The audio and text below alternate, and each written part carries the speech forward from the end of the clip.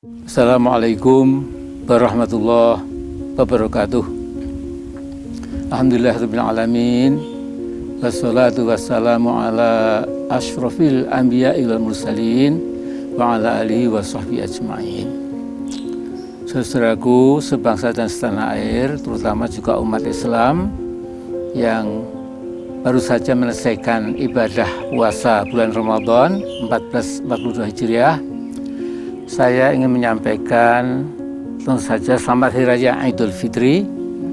Mudah-mudahan ibadah kita, sholat kita, sholatul lail kita, infak kita dan lain-lain diterima oleh Allah Subhanahu wa taala.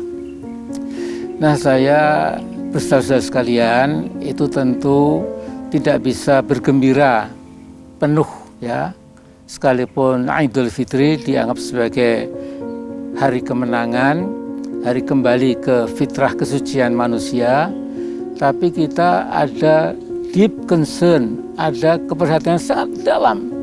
Karena apa? Di Palestina ada kezaliman, brutalitas, kebengisan, kebiadaban yang dilakukan oleh tentara Israel, kaum Zionis itu, yang membom saudara-saudara kita yang sedang sholat malam, ya, sholat tarawih gitu. Tapi juga di jalur Gaza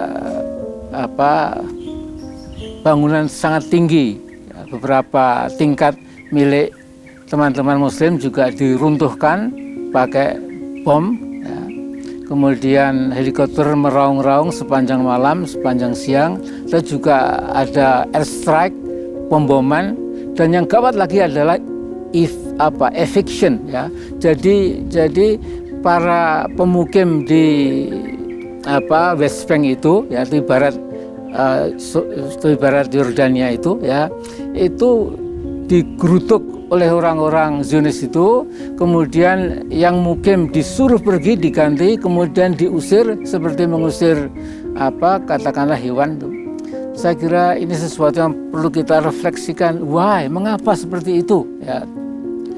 Nah, saya mungkin berbeda dengan teman-teman lain. Saya ingin mengatakan, jadi intinya yang paling pokok adalah negara-negara Arab Muslim itu, menurut saya itu sudah kehilangan jati dirinya. Ya.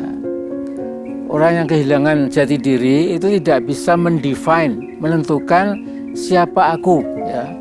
Aku harus bagaimana berbuat, aku harus bagaimana menyongsong tantangan masa depan. Jadi bingung ya, galau ya, serba tidak menentu, sehingga pihak lainnya akan memberikan identitas, mendikte ya, dan itu betul-betul luar biasa ya.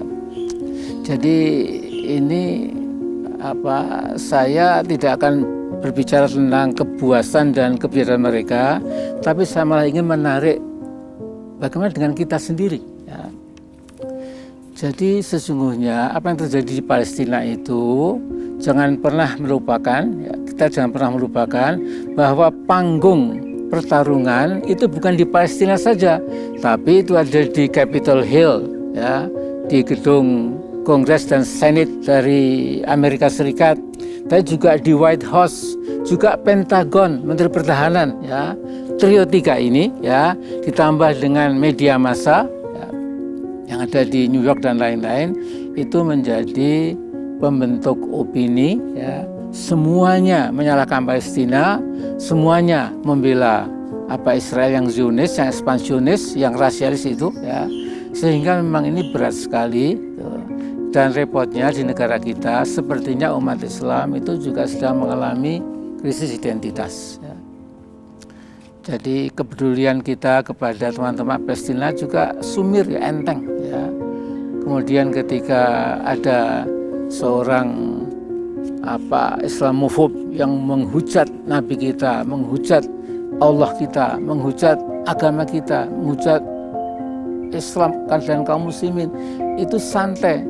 Tiap 2 jam manusia biadab ini membuat video yang terus mengganyang Pancasila, mengganyang orang Islam, mengganyang Nabi Muhammad, bahkan berani melawan Allah gitu.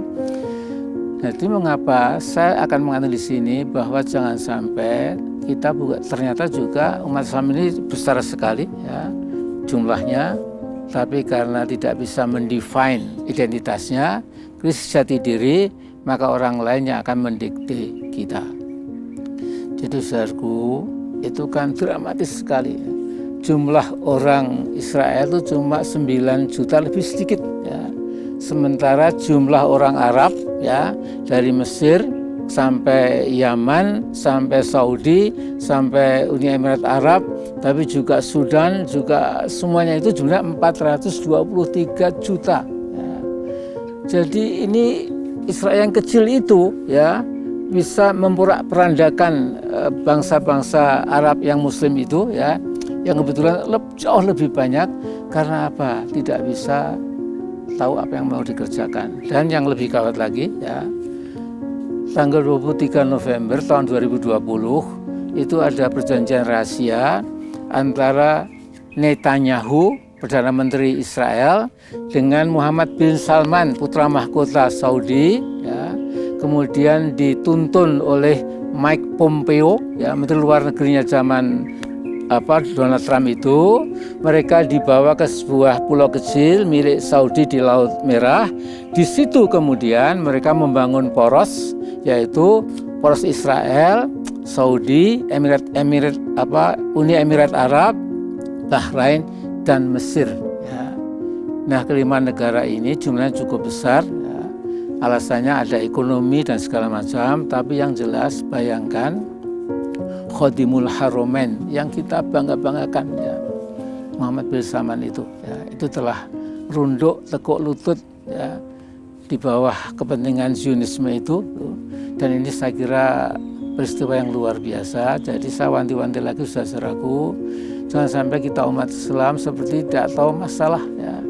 Enak saja kita melihat sudah seperti ini. Menurut saya sudah waktunya sudah sangat terlambat kalau kita nggak cepat-cepat memutar balik pemahaman kita dan langkah-langkah kita. Saya maaf kalau mengatakan bahwa di rezim Pak Jokowi ini jelas ada unsur-unsur Islamofobia yang luar biasa ganasnya ya, yang kemudian memelihara berbagai macam Islamofob lewat YouTube yang terus saja menghujat kita. Sepertinya mereka mengukur umat Islam nggak berani apa-apa, semakin kita diinjak-injak kita semakin takut gitu. Dan karena itu mungkin saya satu saja saudara-saudaraku, saya ingin menyampaikan di sini ya, bahwa tanpa ruhul jihad umat Islam itu mungkin akan terlambat ya. Jadi dalam surat Al-Anfal ayat 60 Allah berfirman, a'udzubillahi minasyaitonir rajim, wa'idu lahum mastata'tum min quwwah wa min ribatil khairi turhibuna bi aduwakum la ta'lamunahum Allahu ya'lamuhum wa ma tunfiqu min syai'in fi sabilillah yuwaffa ilaikum wa antum la tudlamun ya. Jadi Allah menyuruh kaum beriman dan yang kesiapkan kekuatan, kemudian juga kekuatan cavalry ya, jadi pasukan berkuda ya. Kemudian engkau melakukan segala persiapan itu untuk apa? Untuk menyongsong musuh-musuhmu yang ingin menghilangkanmu dari muka bumi ini ya. Kemudian sebagian musuhmu kamu mengetahui, tapi Allah mengetahui apa yang tidak kamu ketahui. Yang penting kata Allah, berinfaklah di jalan Allah, kemudian itu akan diganti oleh Allah dan Allah tidak akan berbuat zalim ya kepada hamba-hambanya.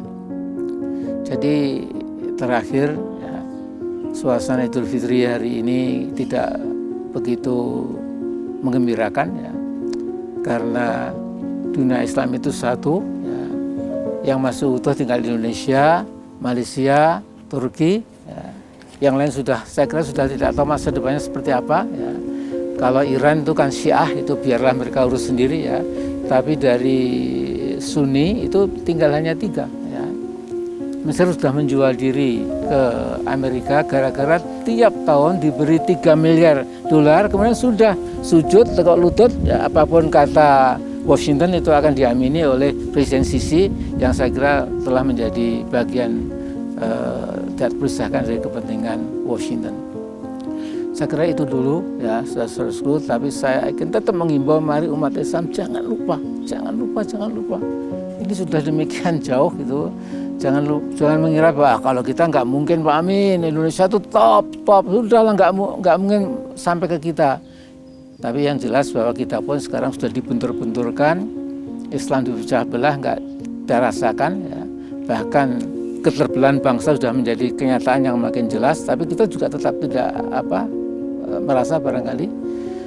Jadi marilah kita renungkan kembali dan spirit bulan Ramadan kita bawa terus pada bulan-bulan berikutnya sampai Ramadan yang akan datang. Insya Allah kalau kita masih ditakdirkan bertemu dengan tamu yang mulia itu.